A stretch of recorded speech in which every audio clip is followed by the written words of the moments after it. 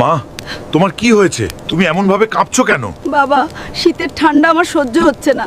যদি একটা হিটার হতো তাহলে খুব ভালো হতো। মায়ের এই শীতে অনেক কষ্ট হচ্ছে। মায়ের কষ্ট আমার সহ্য হচ্ছে না, কিন্তু হিটার কেনার জন্য তো আমার কাছে কোনো টাকা নাই। এখন আমি কি করব?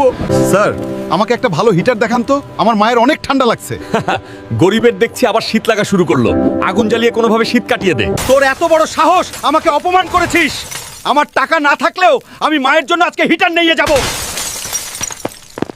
এই ড্রাগন, ভালোই ভালোই আমার সাথে চল। তোর মুখের আগুন দিয়ে আমার পুরো বাড়ি গরম করে রাখবি। হাল্ক, আজ তোকে দিয়ে আমি ডিনার করব। ড্রাগন, আমি সব প্রস্তুতি নিয়ে এসেছি। এখন ভালো ছেলের মতো আমার সাথে চল, না হলে জীবনে আর মুখ থেকে আগুন বের করতে পারবি না। তাড়াতাড়ি চল ড্রাগন, আমার মা আমার জন্য অপেক্ষা করছে। আর তুই যদি আমাদের সাথে এই শীতে থেকে যাস তাহলে তোকে ভাপা পিঠা খাওয়াবো। মা, বের হয়ে এসো, দেখো তোমার জন্য একটা বেস্ট হিটার নিয়ে এসেছি। আরে পাগল, তুই তো ড্রাগন ধরে এনেছিস।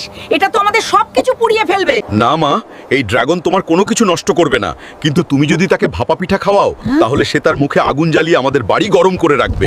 সত্যি বাবা, তুই মায়ের কোনো কষ্ট মানতে পারিস না। আজ থেকে অনেক পিঠা বানাবো তোর জন্য। আর তোমরা যদি চ্যানেলটা সাবস্ক্রাইব করো তাহলে তোমাদেরও ভাপা পিঠা দিব।